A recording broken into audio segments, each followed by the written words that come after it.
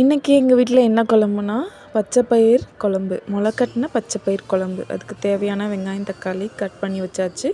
அரைக்கிறதுக்கு தேவையான வெங்காயம் தக்காளி கொஞ்சமாக இஞ்சி பூண்டு உரித்து அதிலே அரைச்சாச்சு. அரைச்சதுக்கு மேலேயே மிளகாத்தூள் மல்லித்தூள் குழம்பு மசாலாத்தூள் கரம் மசாலாத்தூள் தேவையான அளவு போட்டுட்டு அதிலே ஒரு அரைச்சி வச்சுக்கிறோம். அரைச்சதுக்கப்புறம் தாளிக்கிறதுக்கு கடலெண்ணெய் குக்கர்லேயே தாளிச்சிட்டா பெஸ்ட்டு. இன்னும் நீங்கள் நல்லெண்ணெய் ஊற்றிக்கிட்டாலும் இன்னும் நல்லாயிருக்கும்.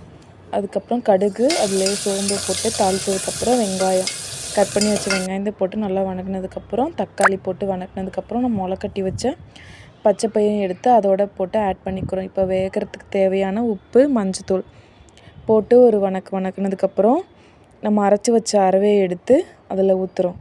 ஊற்றுனதுக்கப்புறம் அதில் எவ்வளோ தண்ணி தேவையோ வேகிறதுக்கு தேவையான தண்ணி மட்டும் ஊற்றி அதை ஒரு விசில் போட்டு மூடி வச்சிடறோம். ஒரு 2 விசில் விட்டு வந்ததுக்கப்புறம் நம்ம ஓப்பன் பண்ணி பார்த்தா நல்லா வெந்திருக்கும். வெந்ததுக்கப்புறம் நமக்கு எவ்வளோ லிக்விடாக வேணுமோ எவ்வளோ கன்சிஸ்டன்சி வேணுமோ அதுக்கு தேவையான தண்ணியை ஊற்றி ஒரு கொதி விட்டு இறக்கிட்டோம்னா பச்சை பயிர் குழம்பு ரெடி ஆகிடும். ரொம்பவே டேஸ்டியாக இருக்கும். ட்ரை பண்ணி பாருங்கள். இன்றைக்கி நான் தொட்டுக்கிறதுக்கு பரங்கிக்காய் பொரியல் பண்ணியிருந்தேன். நீங்களும் ட்ரை பண்ணி பார்த்துட்டு சொல்லுங்கள்.